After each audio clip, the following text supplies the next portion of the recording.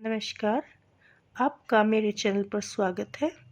आज मैं आपको बताऊंगी कि मैं किस तरह अहोई अष्टमी का व्रत रखती हूँ। हमारे यहाँ अहोई अष्टमी के व्रत को होई माता का व्रत और कमोइयों का व्रत भी बोला जाता है। यह व्रत दिवाली से एक सप्ताह पहले उसी वार को मनाया जाता है जिस वार को दिवाली होती है। यह व्रत संतान की सुख समृद्धि और स्वास्थ्य के लिए किया जाता है। इस व्रत को माताएं तो करती ही हैं, वे महिलाएं भी करती हैं जिनकी संतान नहीं होती, वो संतान प्राप्ति के लिए यह व्रत करती हैं। सबसे पहले हम कमोई लेते हैं, उसको पानी से भरते हैं। पानी से भरने के बाद उस पे मौली का धागा बांधते हैं और हल्दी से स्वास्तिक का निशान बनाते हैं। फिर हम एक कलश में अनाज भरते हैं, उस अनाज को भरकर हम कमोई के ऊपर रखते हैं और इसके ऊपर भी मौली का धागा बांधते हैं, स्वास्तिक बनाते हैं। फिर ये हमारी 2 गढ़ तैयार हो जाती है और इसके ढक्कन के ऊपर हम मौसमी फल जैसे सिंघाड़ा वगैरह रखते हैं।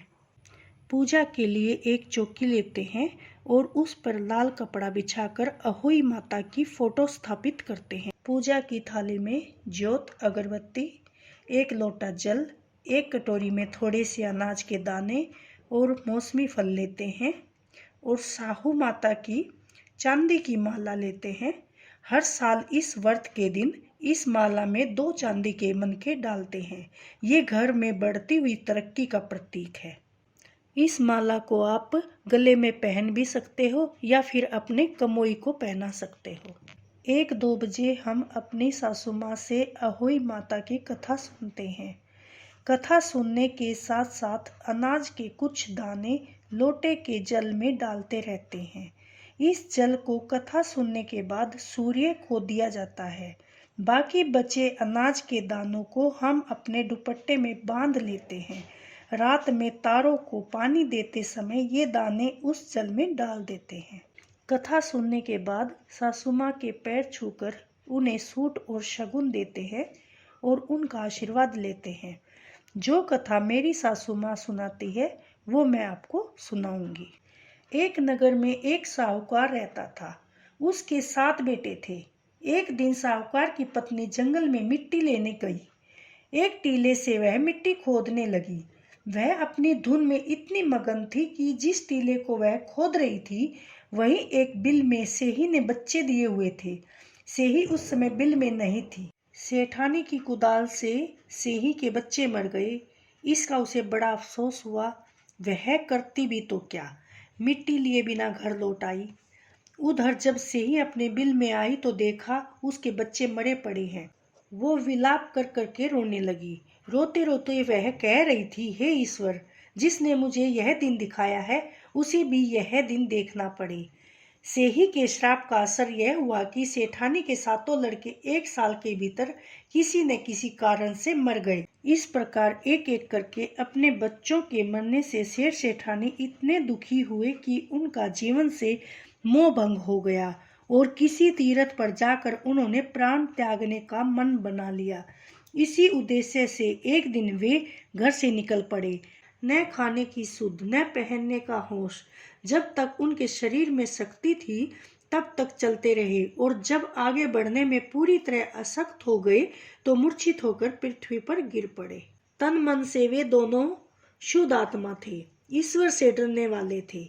यह पाप भी सेठानी से भूलवश अनजाने में हुआ था। अतः करुणा के सागर भगवान श्री हरि को उन पर दया आ गई। तभी आकाशवाणी हुई, हे सेठ, तेरी पत्नी द्वारा मिट्टी खोदते समय अनजाने में सेही के बच्चों की हत्या हो गई थी। उनके श्राप के कारण ही तुम्हें अपने बच्चों का दुख देखना पड़ा।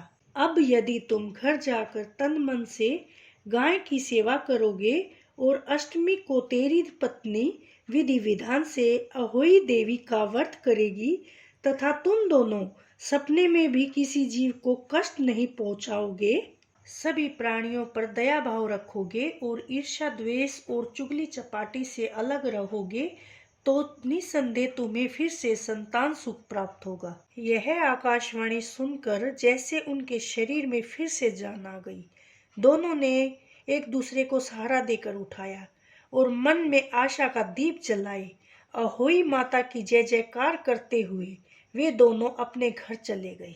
इसके बाद उन्होंने पूर्ण श्रद्धा से न केवल गौ माता की सेवा की बल्कि सेठ की पत्नी ने पूर्ण श्रद्धा एवं भक्ति से अहोई माता के व्रत आरंभ कर दिए। क्रोध, द्वेष, घृणा, ईर्ष्या आदि का त्याग कर दिया, जिसका फल यह हुआ कि अहोई माता की कृपा से उनके 7 पुत्र हुए और बहू बेटों पोते पोतियों का सबका सुख भोग कर वे स्वर्ग को चले गए।